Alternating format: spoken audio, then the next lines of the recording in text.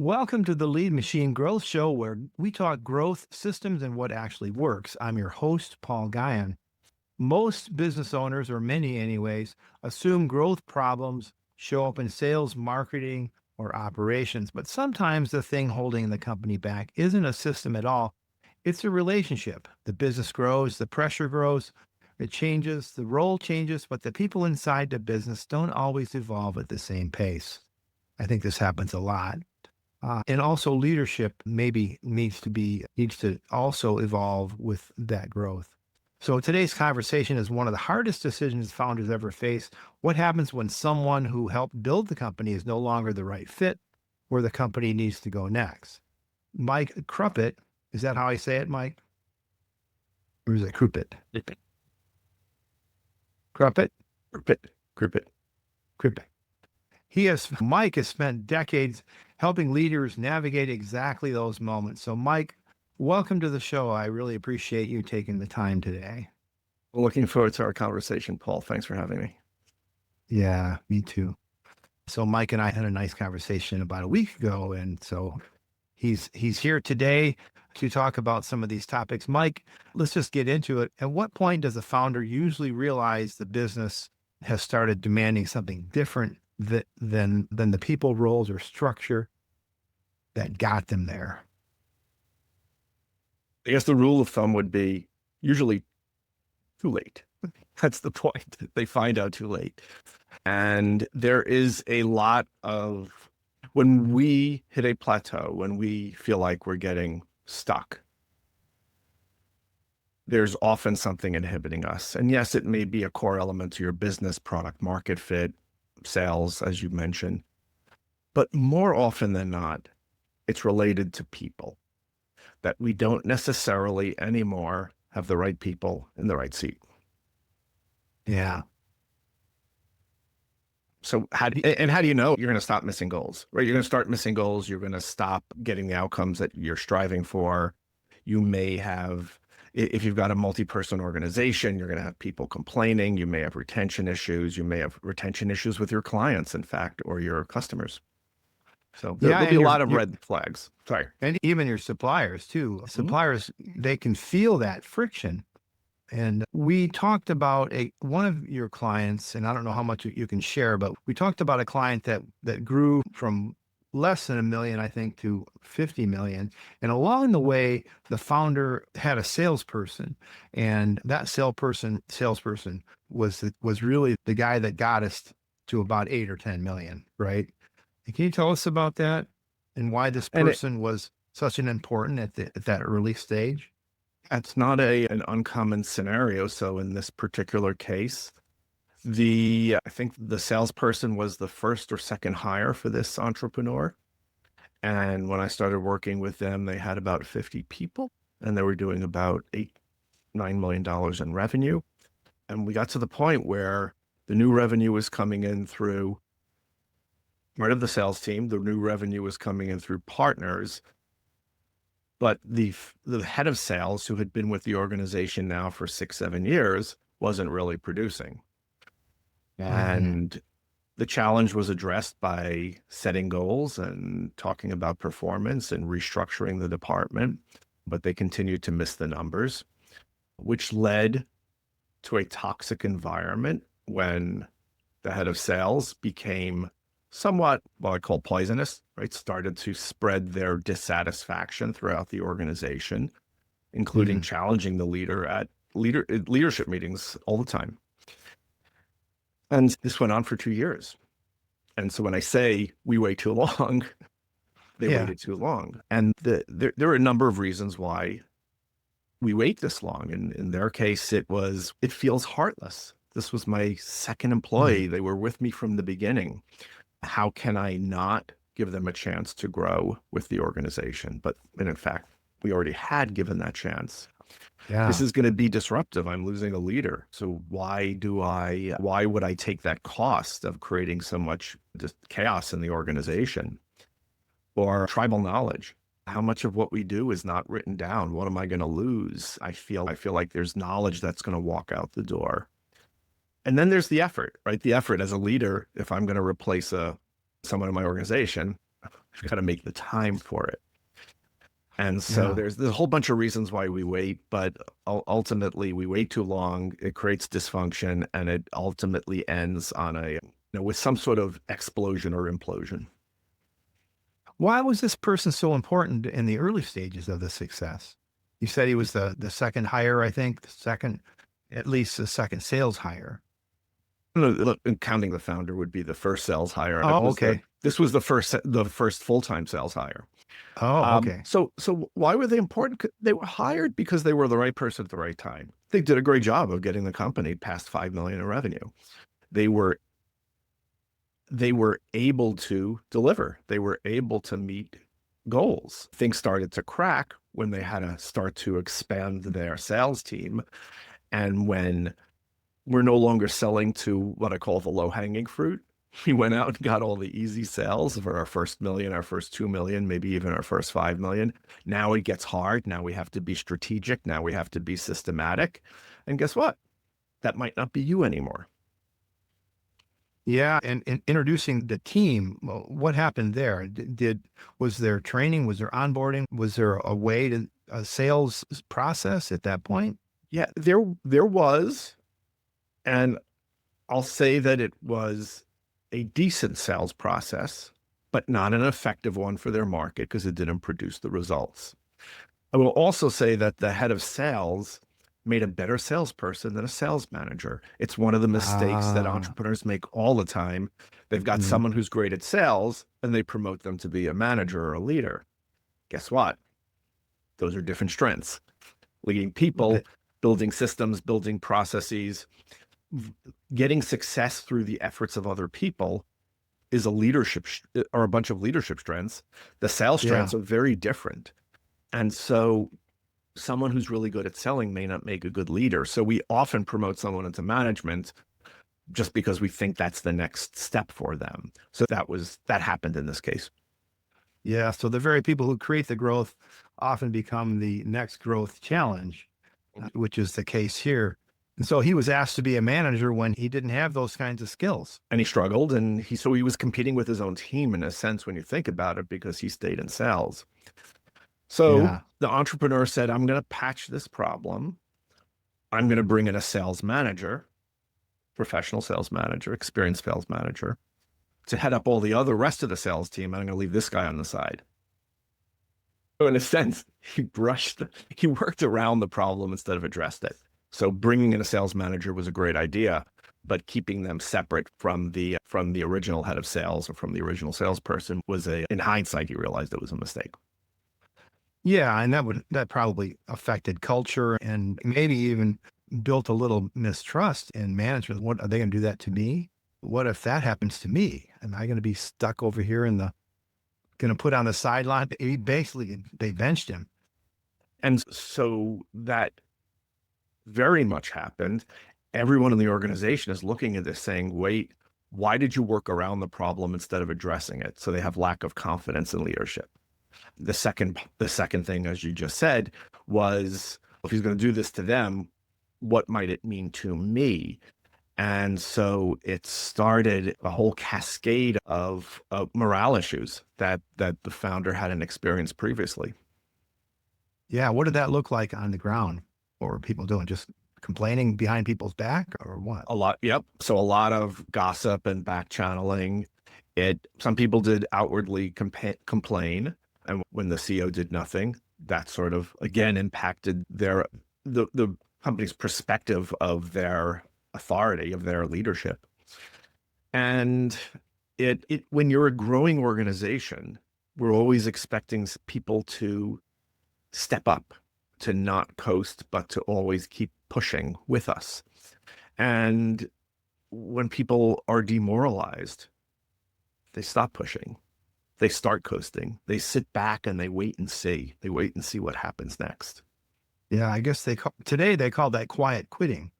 Uh, Yes. Yeah. And in a tough job market, in a tough employment market, people will certainly do that. That's what happens today. Back then, they just stayed because they liked the company. They liked their teammates. They got compensated fairly. They liked the customers. So they stayed because there were enough positives, but they also grumbled and they didn't push very hard because of the uncertainty that they saw at the leadership level. What was the founder telling himself during those couple of years? So I think I'll go through, I don't know if it's the 7 stages of grief, but that would make a great book one day. So at first it was, I'm focused on it. It's a delicate situation. Nobody else can understand the position I'm in. And that's true, which is why Yeah. you have me. Or he had his peers, right? He was part of a CEO peer advisory board as well. So there's that. There's the saying that you're doing what you can given the circumstances. Then at some point you realize, oh, this is harder and I know what I have to do, but I'm not comfortable doing it. So I'm going to ignore it for a little bit longer. I'm going to focus on the things that make me feel positive, not the things that feel hard and negative. As well as we're afraid of the risk. There's a lot of fear. There's a lot of limiting beliefs in our that hinder our ability to make these kind of decisions. So we might say, you know what, I can't afford to do this now. So that might be the third stage. It's like, I know what I have to do and I am going to do it. I can't afford to do it now. And here's why.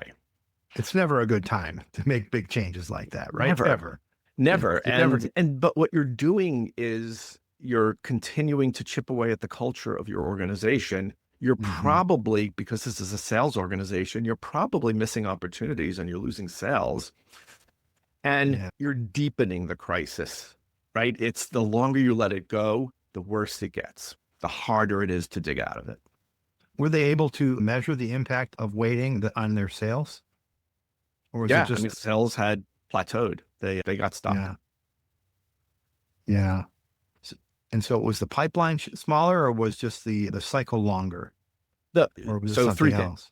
things. The pipeline was a little bit longer, was definitely smaller, and churn increased since this was a recurring service. So churn increased, and which meant we needed more sales, not less. So the sales that they were doing were compensating for churn as opposed to it contributing to growth. And they must not have had a good retention system in process. You know what? That's interesting because place. they had an incredible retention system in place. Really? They did. They knew this was a software company. They knew how people use the software, and their customer success team would get notified if somebody wasn't using a feature or someone just started using a feature. They really did a great job on the product side of the business of putting in a whole bunch of hooks to create a very purposeful customer journey.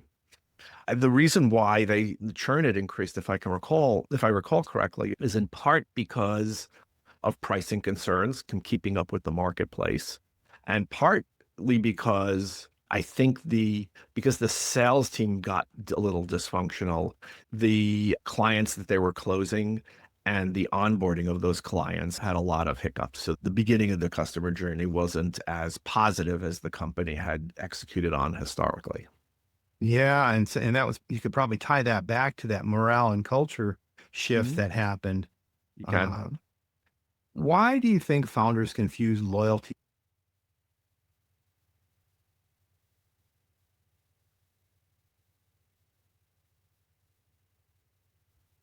with alignment? Off the mark? And you took over for him, so he didn't have to sell anymore. Right. And that was a big aha moment for him when he first did that. He realized that a lot of founders think I'm the best at sales because I understand the product, I understand the service, I understand the market, and I'm the CEO. I carry the title, so I have that influence. But when they hire their first salesperson, they realize I'm bringing in someone who first and foremost, it's their full-time job. I did it part-time, they're doing it full-time. Secondly, they've had a career in it. They have experience. They should be better than me at it. And so then when you realize that your first sales hire should run circles around you, should do way better than you. And when they don't, you just have the wrong person in the wrong seat. Now, in this case, it worked out great. The founder had that aha moment and it was good for the next 5-6 years. But often we are caught in a whole bunch of myths about where we started and where we are today, about how because someone was instrumental with our growth, that they are indispensable. I've had that in my own companies, right? Somebody was with me from the beginning. So how could I not afford to have them on my team?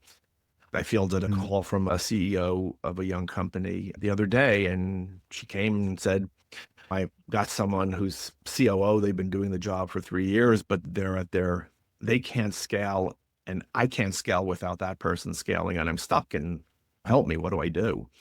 And it was great that she reached out for help right when she realized she got stuck and she didn't wait long. We didn't engage, so I have no idea if she's addressing the problem or not, but I suspect she is. But Mm. it's very common. I've had it, she's had it. And in this particular story we're discussing, they had it as well. So we think that someone's indispensable, and that is a huge myth. There is no such thing as a unicorn or a linchpin within our organization. Yeah. What was the emotional cost on the founder himself? There's an emotional cost, as you ask, where it creates anxiety. Anxiety contributes to fear. Fear contributes to lack of decision making. We get stuck. And then there's the distraction. I could be focused on growth, but now I keep revisiting this issue over and over again, and it's weighing on me. And maybe it's even affecting my sleep, or maybe it's affecting how I'm interacting with my other team members. So there's an opportunity cost in being distracted by it, and there's that emotional cost of and the impact of not being in a good mental health state. Yeah. So the longer you wait to make that difficult decision, the more expensive it comes, not just in cost and sales growth. It's also personally expensive. It is. And it could affect the value of it not only can affect your health, your physical health, your mental health, it can affect the valuation of your business. It can affect the profitability of your business. And it's a lot of it's driven by fear and these myths that create these fears that inhibit our taking action. So we've been exploring this friction that the CEO had, the founder had. What finally forced the action? Peer pressure. So in the CEO's CEO peer board, it was finally, have you dealt with it 1 month? Have you dealt with it the next month? Have you dealt with it each subsequent month until they said they got tired of it? Why aren't you dealing with it? So peer Right. pressure I love peer advisory boards because the peer pressure is a very powerful tool. And I think there was at some point, you're looking at your business saying, what's next for it? I'm feeling stuck. And there's that aha moment that says, all right, I've tried everything else, and this one thing is still there. So let me address this, because I'm not going to get to that next thing if I don't address this. And so we've tried everything else, and your peers are putting pressure on you. Your business is telling you this is an issue. You've stopped making progress towards your next set of goals. You're backed into a corner. You've got nothing else to do. So was he relieved when he finally made that decision? I imagine. And of course, you wish you had done it 2 years ago. Nobody is ever indispensable. But the amazing part, and that this is the part that people don't realize, I shouldn't say emotionally don't realize it. I think from a rational perspective, they realize it. Yeah. That everyone's going to come to you after this and said it's about time, and here were our problems with this person, including in this case, their biggest partner, who sent them 30% of their business, came back and said, we've been waiting for this. Wow. So what changed?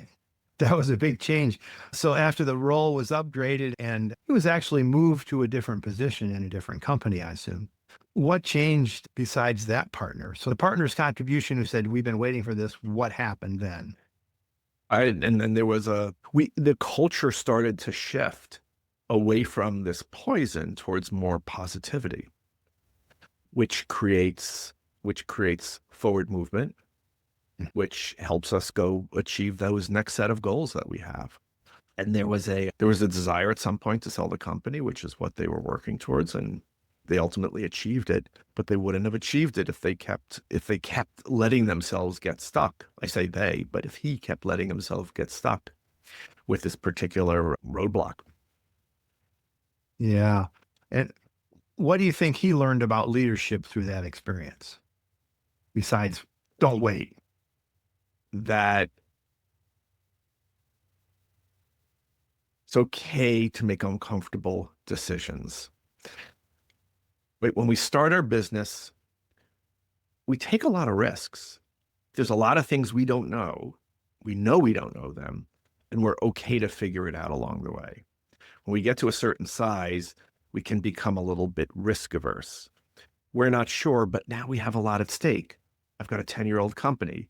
I've got 2 million in profit. I've got 50 employees. I'm afraid to make a big decision right now. And so one of the lessons in a story like this is you still need to, 10 years later, you still need to take the risks, the same level of risk that you took when you started the business in the first place. Yeah. So how common is this among companies in that range, that 1 to 10 or 50, 15 million range? I've rarely seen a company not struggle with this. It is very common. I met a founder who had just fired half of his leadership team. He said, someone told me how I should grow my organization. You should have a CFO. You should have a COO. You should have a head of customer service. You should, and he said the formulas say, and the books all say, here's how to build out your organization. And he did. And then he realized that half of them were ineffective, and they were a better oiled machine, so to speak, when there was just a few of them leading the organization. He fired half the team, and the company got unstuck and started to improve. It happens all the time. Yeah. And of course, you've read the book, the Michael Gerber book, The E-Myth. There's probably, I think there's more than one version of that. Yep, there are. And when you start out, a lot of founders start out as the technician or the sales guy. In this case, in this one case, I think the guy was an engineer and he learned how to sell. I think that's what you told me. Yes, that's correct. But that's common for the founder to have difficulty shifting out of that role. Is that what you find also in founder operator companies? Yeah, it's like making that first hire or those first few hires is very difficult. Yeah. As I said earlier, we don't think that they can do as well as we do until, of course, you realize that's exactly what you're paying for. That we think that we don't have the time or we don't have the budget.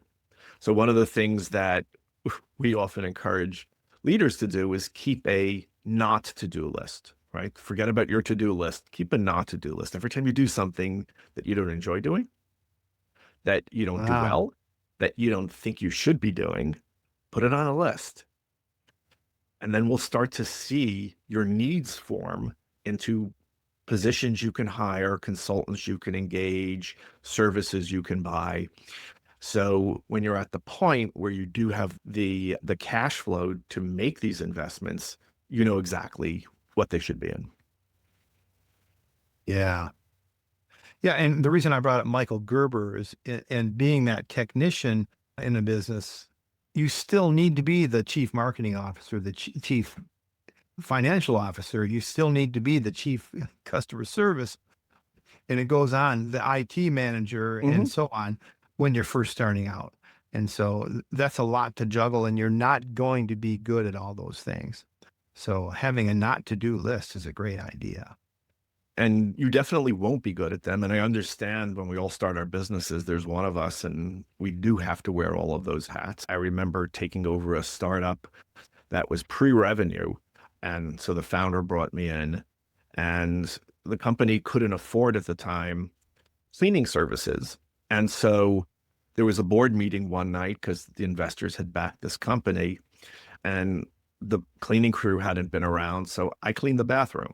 Right. As the CEO, I clean the bathroom because you talk about cook and bottle washer, right? We have to wear all of those hats.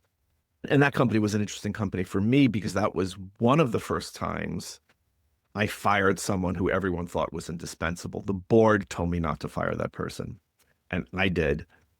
And the culture improved. and the product improved and the customer experience improved. There's so many good things. So I lived through this challenge myself. But yeah, the fact is that we think we can, and we think we need to do it all, but we also need to be focused on delegating it as quickly as possible so we can focus on what makes us unique as the leader of the organization.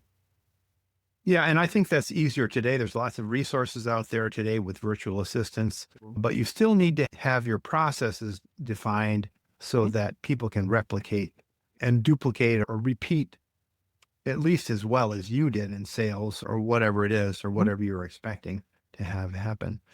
I think that's why I'm so excited about this AI revolution in which we're living. While I Yeah. think there's a lot of hype around it, for entrepreneurs who are solopreneurs starting out alone, it Mhm. is a necessity now. And the ability to leverage AI as a thought partner, as an agent, as an assistant, there are so many things that we can have AI help us with that might allow us to get to the point where we do have the cash flow to make that next hire. Because ultimately we do need people. It's not going to be an AI driven business in most cases. But I think that AI has really has been a game changer for solopreneurs. Yeah, I totally agree with that. And it's just so much easier to come up with being an entrepreneur, especially a solo entrepreneur, is a very lonely business. Your family doesn't understand you, your friends don't understand you. Nobody understands you what you're trying to do. Maybe you need some help from AI so you can articulate what it is you're doing.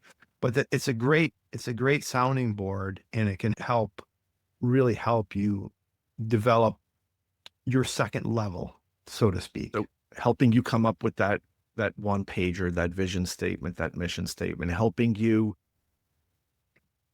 your first website up, or even vibe code a prototype so you can actually show it instead of say it. So there are so many ways. I remember when I started this business, Trajectify, I had never started a services business. And within 5 weeks, I had 5 clients. So I was heads down in learning a lot about delivering the service. And I had a business coach helping me. And where's your website? I don't have the time for it. Why don't you outsource it? Because I don't know how to manage them, because I got to figure out what it is I want to say on the website. It was literally 9 months before she said, don't come back to the next session unless you put the website up. And it was, Uh-huh. in part, I was a little victim of being a perfectionist. And that's another thing, another day we can talk about in terms of Yeah. entrepreneurs. And I just didn't have the perspective of the Pareto principle, the 80-20 rule, whereas I can get Right. 80% of the effort outcome with 20% of the input. Just put up that website and move on, which is ultimately what I did to check off the box for her. Honestly, it's been the same website that I've used for 13 years. Oh, But yeah. yeah, but she said delegate it. And that's what I did. I did it. I hired someone to do the website, and I paid them to do it. And they forced me to give them what they needed to put the website up. A- And sometimes just having a deadline and paying for something is a great motivator, because Yeah, now I need to make, and plus I'm not going to get any coaching unless I get this milestone done. So today you can do a website in a weekend or in a day or in a couple of exactly. hours Yep. using AI tools like Manus and ChatGPT. I love Mhm. ChatGPT for its interaction, and it knows me because I've been teaching it about me. Mhm. But there are other tools that you need to do that'll go out and build things for you, like Manus, and there's just so many of them out there. There But are lots of website builders out there with AI, and there are fewer barriers to entry to starting a business today than there were 10 years ago. yeah, so most companies don't have a people problem; they have an alignment problem, which is what we've been exploring. This is where we need to be really, I think, clear, and AI can help us be clear on where we want to go and what kinds of resources we need. We could have it interview us and tell it about our company and ask it for advice. And there are many GPTs out there, or you can just tell it about your company and what your vision is and say, ask me questions about this and help me to improve it and be profitable, or whatever it is your goal is trying to make. It's a great sounding board. It's also a great analytical tool. So if, for example, you're a visual kind of a learner, you can have it model it out for you schematically, right? Hey, build a roadmap for me from here to this particular point and show me maybe how my organization might be benefit from evolving based upon what we forecast the revenues and profits to be. And then we can see it, right? As opposed to how many founders spent days and days in PowerPoint and Excel, and when now we have AI to help do some of the analytic work for us as well, right? So Yeah. it will work the way we work if we give it clear enough instructions. And we didn't have that a while ago. You got to go raise enough money or make enough money to hire a consultant or a coach to do it. Yeah. So looking towards the future, 12 months from now, what would make a founder feel like they've broken through to the next level?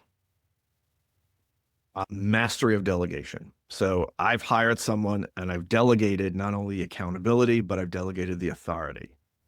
I've trusted someone and I know that they're doing a good job, meaning there's a plan, there's measurable goals, and I'm doing regular, and there's a dashboard that goes along with that measurement.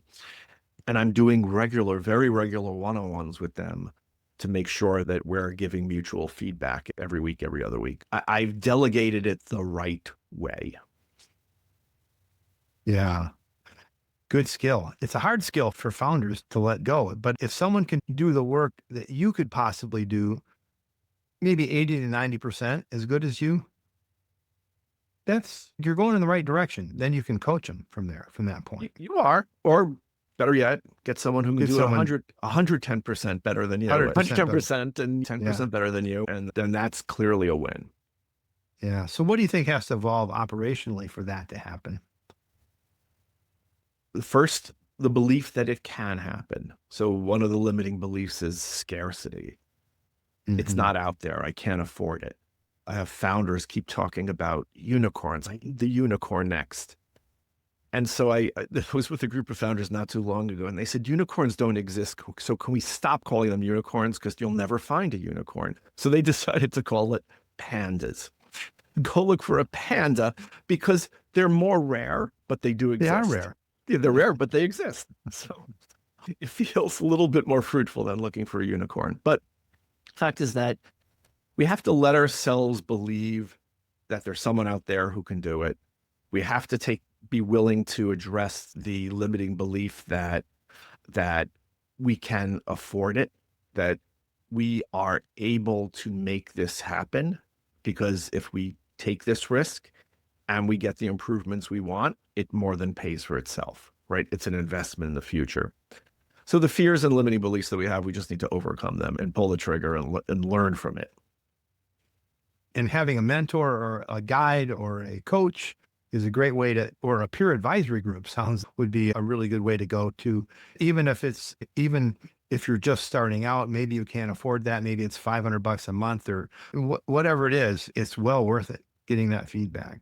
Yeah, that's why a lot start with peer advisory boards, because they are more cost effective. There's a lower price per month. And honestly, when you say it's lonely starting a business or lonely at the top, so to speak, running a business, everyone on these peer boards are in the same seat. So the loneliness goes away. So not only does it improve the sort of your mental health, it improves your confidence and it improves the insights that you're processing. Yeah. Yeah. Do you see any of these same lessons showing up in your own businesses, your own evolution today? So today I've purposefully kept the business small because I want the flex. And so I use a lot of 1099s because I want the flexibility of turning the dial up and down when I choose, in part because of the stage of life that I'm in. But certainly within my career, I've exhibited this a lot.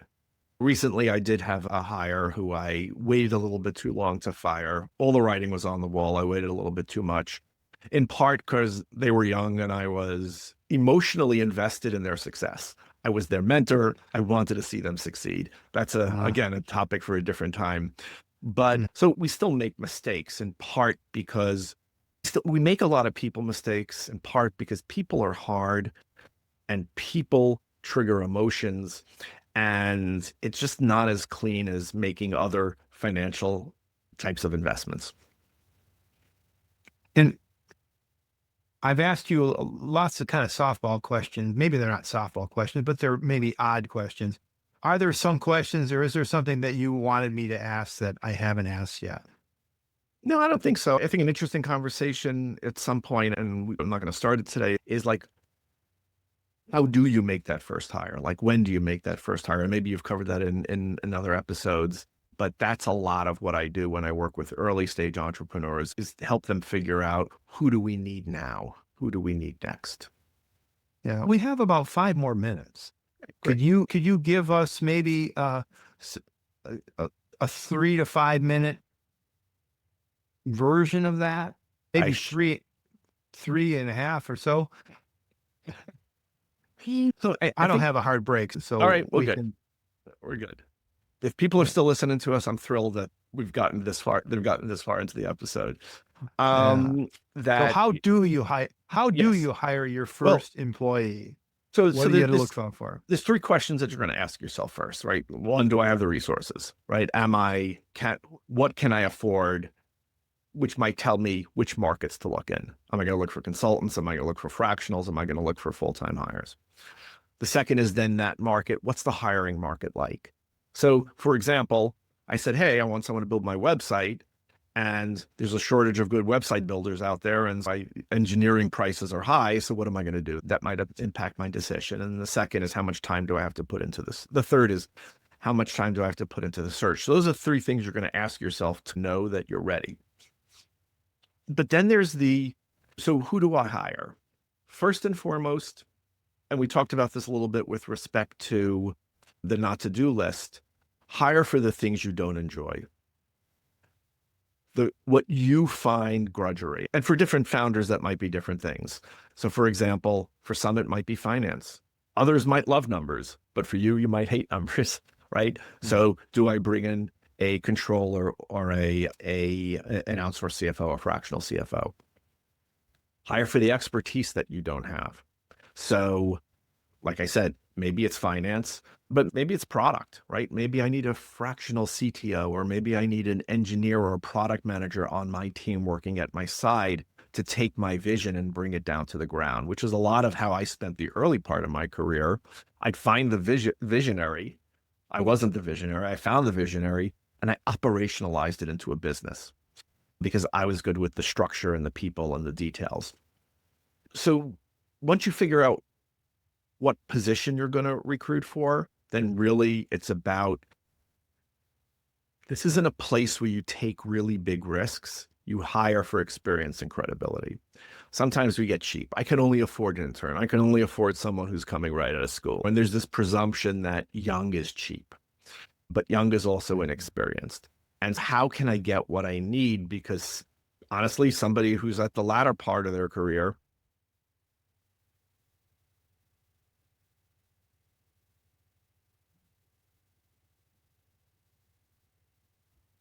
life. So hire for credibility, experience and credibility, hire for scale. So what do I need next? So if revenue growth is important, do I hire people in sales? If product engagement is important, do I need to hire someone in client services or customer success or product management? And so those are some, I'm rattling off maybe incoherently here, but those are there's a whole bunch of considerations in who I'm going to hire. Once I know that I will hire, then I've got to go figure out who to hire. And if you break it up into, I'm going to hire someone who either does something I don't enjoy, I'm going to hire someone who has the expertise I don't have, and then I'm going to think about their credibility and how they're going to help my business get to the next level, right? Those are four of the main considerations you're going to make. Great. And I think you did that in less than 3 minutes too. I was talking, I was born and raised New Yorker, so my inner New Yorker came out. The Yeah. ability to talk fast, although I was holding a pen, so I wasn't using my hands. Yeah. Did you do that on purpose? Hold a pen? Yeah. Oh yeah, for a lot of reasons, but yes, holding a pen keeps my hands down, but also writing slows my brain down, and I'm able to often communicate more clearly if I slow my brain down. So it's one of Ah, the coaching tools that I've used that works great for me. oh, I like that. I should probably try that. Yeah, I do Uh, I handwrite all the time. yeah. Yeah, I do a lot of typing. A lot of Yeah. typing. It's But it doesn't different than impact, it, it doesn't slow the brain down the same way that handwriting does, because you lose that neurological connection. and you have to be more careful. With typing, you can just backspace and redo it, and you're editing as you go. So that sometimes that dilutes the idea when you're doing that. So you don't edit it. That's why no one will, that's not a good idea. So I'll just revise it. Well, Yeah. 90% of the time I don't need to read what I wrote. And my handwriting has a 3-day expiration date. So after 3 days, I can't read what I said. Read what I wrote. But yeah, for me, it's just the act of writing is way more beneficial than actually what I am writing. Ah, yeah. Yeah, that's interesting. So it's been very interesting having you, and a pleasure and an honor to have you on the show, Mike. If people are listening still, hopefully they're still listening to this conversation, resonates with them, whether they're questioning a role, a structure, or how their own leadership approaches, where should they learn more from you? I can always be emailed at mike@trajectify or trajectify.com. But I'm also open to accept LinkedIn connections. Reach out to me at Mike Krupit, Krupit on LinkedIn. Happy to take your connection, and send me a message telling me that you heard me here and here's the kind of hire you're struggling with. Either a hire that you're in over your head at, that they're no longer the right person, the right seat, or that you're ready to make your first hire and you just need a sounding board. All right. Well, thank you very much. Let's see. Faith and action. Remember, faith and action go hand in hand. So keep the pedal to the metal. Until next time on the Lead Machine Growth Show, I'm Paul Guyon and Mike Krupit. Thank you so much for coming today. I really appreciated our conversation and the time you took. Thanks a lot.